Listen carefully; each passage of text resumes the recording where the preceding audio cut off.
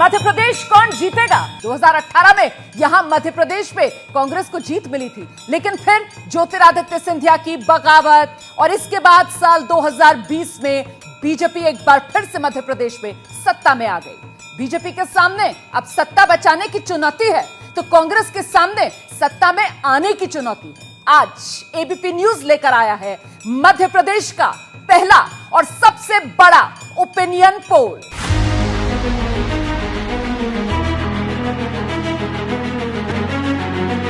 मध्य प्रदेश में बीजेपी के अंदरूनी सर्वे से मचा हड़कंप। लाडली बहना से मिल रही कोई मदद, ना किसी चाणक्य की कोई रणनीति काम आ रही। पार्टी के भीतर से लेकर सड़क तक सरफुटाबल जारी है। सितंबर महीना लग चुका है और लगभग एक महीने बाद मध्य प्रदेश में चुनावी आचार संहिता लगने की संभावना है। कांग्रेस ने चुनाव के 2 महीने पहले निर्णायक बढ़त बनाते हुए जहां सत्ता में वापसी लगभग तय कर ली है, वहीं बीजेपी अभी तक चुनाव के लिए मुद्दा ही तलाश रही है। पिछले 18 सालों से मध्य प्रदेश में राज कर रही बीजेपी की इतनी हालत पहले कभी खराब नहीं हुई जितनी मध्य प्रदेश में इस चुनाव में देखने को मिल रही है।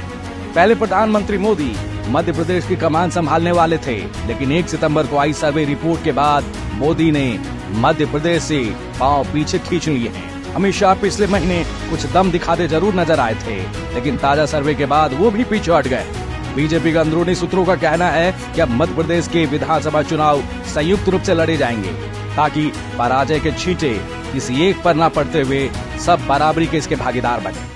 अब बारी है मध्य प्रदेश के नंबर की, वो आंकड़ा जिसका आपको बेसब्री से इंतजार है, जिससे तय होगा मध्य प्रदेश में किसकी सरकार। सबसे पहले रीजन के लिए आपको लेकर चलेंगे। तो क्या है बीजेपी का ताजा सर्वे जिसने उड़ा दी है बीजेपी की नींद। चंबल क्षेत्र में कुल सीट 34 है, जिसमें बीजेपी की ताजा स्थिति क्षेत्रवार बताते हैं। बीजेपी को 4 से 6 सीट, कांग्रेस को 28 से 30, जबकि अन्य को 0 से 2 सीट मिलने की संभावना है। बिल्कुल, चंबल रीजन का ये आंकड़ा आपने साफ रख दिया और ये तस्वीर पूरी साफ होती हुई यहाँ पर दिखाई दे रही है। अब इससे जुड़ी हुई बड़ी जानकारी, बड़ी खबर भी अपने दर्शकों के सामने हम रख देते हैं। मध्य प्रदेश का ये पहला ओपिनियन पोल है। आंकड़ा आपके सामने पहले रीजन यानी चंबल का आ चुका है। देखिए एबीपी न्यूज सी वोटर का ये ओपिनियन पोल, और इसमें जो बड़ी बातें निकलकर सामने आ रही, चंबल रीजन में कांग्रेस आगे दिखाई दे रही है। सर्वों के लिहाज से ये बीजेपी के लिए चिंता बढ़ाने वाली खबर, क्योंकि सिंधिया का ये इलाका और इस इलाके में कांग्रेस आगे। सिंधिया भले या बीजेपी का हिस्सा हो, लेकिन फिर भी यहां कांग्रेस को नुकसान होता हुआ नहीं दिख रहा है। पहले रीजन में कांग्रेस को बढ़त मिलती हुई दिख रही है। सर्वे की ये बड़ी बात। सीटों का हाल जान लीजिए। 45 सीटों में इस बार 2023 में कौन बाजी मार सकता है? पिछली बार बाजी बीजेपी ने मारी थी, इस बार की तस्वीर क्या कहती है?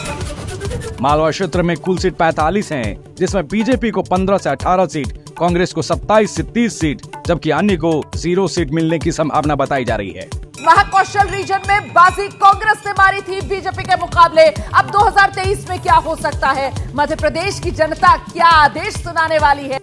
महाकौशल क्षेत्र से कुल 42 सीट हैं, जिसमें बीजेपी को 13 से 16 सीट, कांग्रेस को 26 से 29 सीट, जबकि अन्य को 0 सीट मिलने की संभावना बताई जा रही है।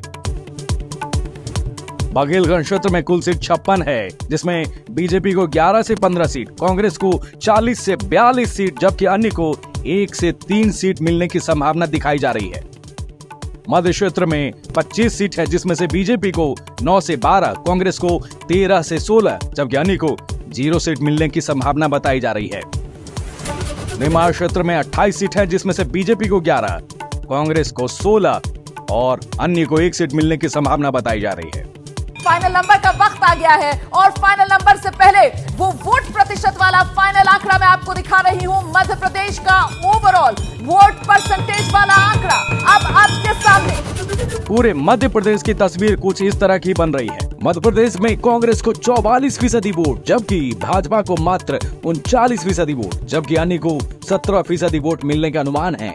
इंतजार खत्म करते हैं आपका। मध्य प्रदेश का फाइनल नंबर बिना इंतजार के आपके सामने, ये लीजिए। बीजेपी को 66 से 75 सीट, जबकि कांग्रेस को 150 से 158 सीट और अन्य को 1 से 6 सीट मिलने की संभावना बताई जा रही है। मध्य प्रदेश विधानसभा चुनाव में खुद बीजेपी का सर्वे बता रहा है, इस बार कांग्रेस की आंधी, लहर, तूफान सब कुछ चल रहा है और जनता पूरे गाजे बाजे के साथ बीजेपी की विदाई की तैयारी कर रही है।